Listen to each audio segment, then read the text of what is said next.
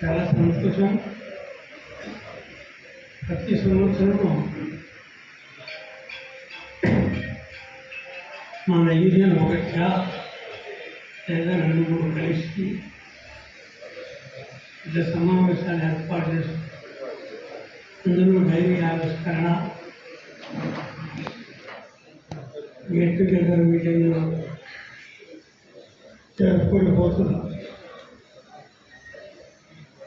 జరుపుకోబోతున్నామంటే ఏదో మీటింగ్ పెట్టుకుని ఉపన్యాసాలు ఎత్తిపోయేది కాదు. ముందైతే నాకు కూడా భయం ఉండేది, మన సంఘంగా మాట్లాడేవాళ్ళు అట్లా లేదు. మన సంఘంలో చాలామంది ఉన్నారు మాట్లాడారు. ఇప్పుడే చూస్తారు కదా సోయ, తర్వాత రామలింగారెడ్డి, ఇంకా ఉన్నారు, నేను పేర్లు చెప్పలేకపోతున్నాను. సరే, ఏమైనా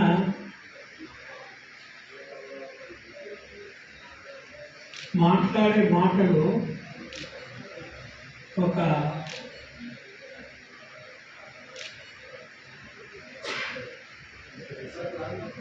మంచి ప్రణాళికకు రావాలి.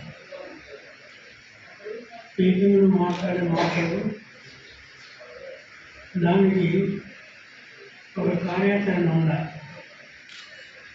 ఆ కార్యాచరణ కూడా ముందే మన వాళ్ళు డిస్కస్ చేసినారని నాకు అర్థం అవుతాను. వీళ్ళకి వచ్చిందా దానికి ఇక కార్యరూపం ఇవ్వాలి. అయితే సహజంగానే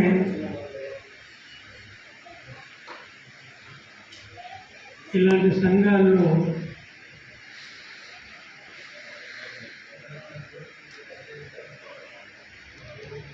ఏదైనా ప్రాధాన్యత మాది లేదా అనే ప్రశ్న వస్తుంది.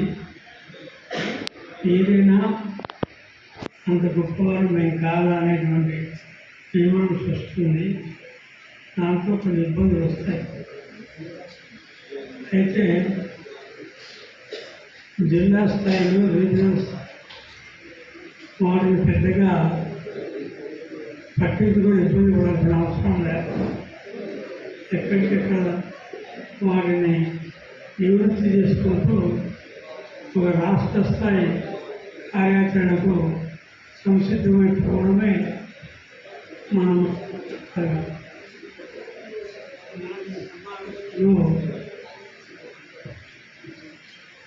భర్తీ చేస్తానని నేను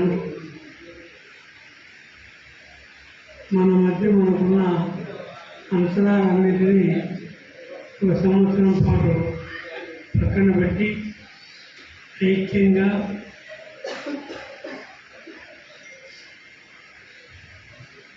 అందరూ కలిసి రానటువంటి వాళ్ళు కూడా కలుపుకొని మనం అలాంటి ఐక్య కార్యాచరణకు పోవాలి. మన వాళ్ళు ఏమంటారంటే ఐక్య కార్యాచరణ అంటేనే ఆ సంఘం ఈ సంఘం వాళ్ళు రాదు కదా కాంప్లైంట్ అంటారు. ఐక్య కార్యాచరణ అంటే వాళ్ళు మనం కలిసి ధర్నా చేయడం కాదు. ధర్నా చేయగలుగుతాం, ఎవరు రాకపోయినా ఒక సంఘమైనా చేయగలుగుతాం. ఇప్పుడున్న పరిస్థితుల్లో ఒక ధర్నా చేయాలంటే ఒక సంఘమైనా చేయగలుగుతాం. ఇప్పుడు మనం ఉన్న కాకుండా ఒక్క చేయాలి, ఒక ధర్నా చేయగలుగుతుంది,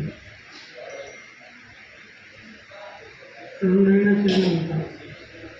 ఆ ధర్నాలు చేయడమే అనేది కాదు, ధర్నాలకు ఎంచుకున్న టైం టేబుల్ ఏంటి, అజెండా ఏంటి, దాన్ని ఆకారం చేయడానికి అమలు చేయడానికి మనం నడిచే బాట ఏంటి అనేటువంటిది ప్రధానమైనది. దాన్ని చర్చించి దాన్ని జయప్రదం చేసుకోవాలని ముందుకు నడవాలి. ఆ వైపున మీరు నడవాలి.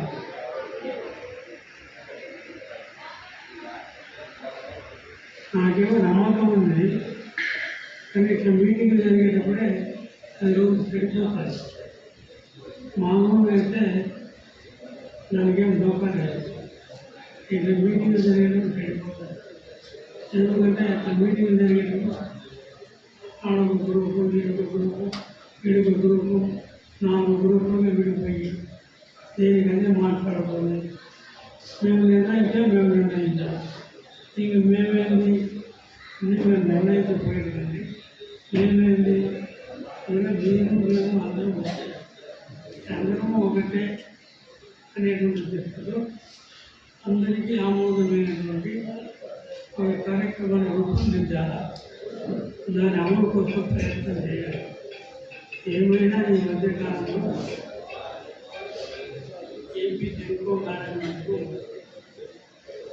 కొంత కలిగించడం, లేకపోతే విధానంలో వాళ్ళంతా కొంత మన సంఘం అంటే చిన్నష్టం చూసేది, సరిగ్గా ట్రీట్ చేయకపోయేది, ఇచ్చిన హామీలను చెల్లించిపోయేది ఇదంతా ఉంది. ఇప్పుడు కూడా ఉంది. ఎన్ని సమస్యలు పరిష్కారం కావాలంటే కొంచెం మనకు కూడా ఓపిక, సంయమనం ఉండాలి. ప్రతిదానికి యాక్ట్ నామ పెట్టుకున్నాయి. ఘర్షణ విధించాలి. అవసరం ఘర్షణ విధి కానీ ఐక్యంగా మాట్లాడాలి, పోట్లాడాలి. ఇవన్నీ ఆ మెలకువలు పాటిస్తూ ముందుకు పూర్వమే సంఘ నిర్మాణంలో బలం ఉంటుంది. అది సక్రమంగా చేస్తున్నామని ముఖ్యంగా ఉద్యోగస్తులు, కార్మికులు కలగాలి. అది ఇప్పుడు నాయకత్వం తీసుకురావాలి. అట్లా కృషి చేయాలి.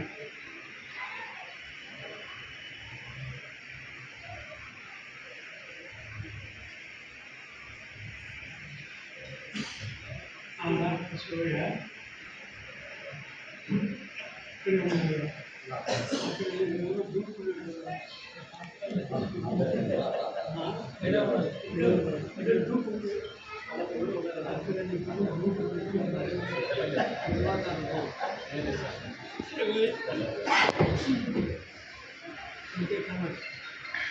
అందువల్ల ఆ లైన్స్లో మీరు ప్రయాణం చేయాలి.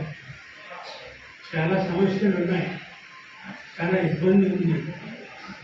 సమస్యల కన్నా ఆ సమస్యల మీద కేంద్రీకరించి పనిచేయడానికి అనేక రకాల ఇబ్బందులు మనకే కాకుండా చేస్తారు.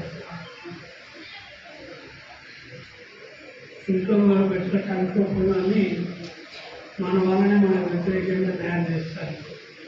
అది మేనేజ్మెంట్ స్కిల్.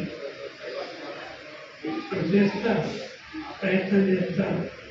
మనతో బాగా మాట్లాడినట్టే మన సమస్యలు పరిష్కారమే బాగా నటన చేస్తారు, కానీ చేయరు. చేస్తే మీరు మనకి ఇన్ని పెండింగ్ ఎందుకు ఉంటాయి, అందులో వాళ్ళు రూపాయి డబ్బు ఖర్చుగా ఉంటుంది.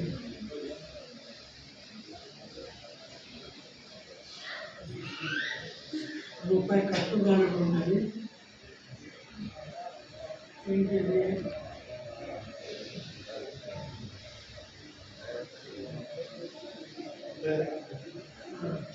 డైరెక్ట్ పేమెంట్ ఒకటి, తర్వాత ప్రొటెక్షన్ ఒకటి. దీనికి రూపాయి ఖర్చు కాదు, మన డబ్బు మనకి ఇచ్చేది. అవి అన్నింటికి చాలా ఉన్నాయి, కానీ అమలు చేయడం లేదు. ఇప్పుడు అమలు చేయాలని మనం విజయానం పైన ఇప్పుడు ఆయన పెట్టాడు కదా,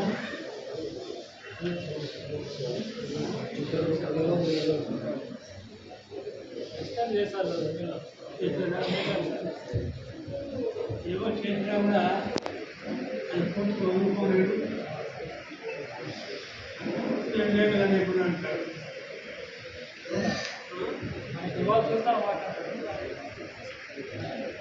ఏమైనా మన బతుకులో మనం కార్యక్రమం రూపొందించుకొని మనం ముందుకు పోవాలా.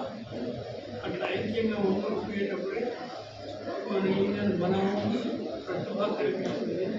అప్పుడు మేనేజ్మెంట్ కూడా కొంచెం దిగుతుంది. ఇలా ఆ స్థాయిలో మీరు ఆలోచన చేయండి. అట్లా ఆలోచన చేసే క్రమంలో మీకు ఏమన్నా ఇబ్బందులు సమస్యలు వస్తే మళ్ళీ మేము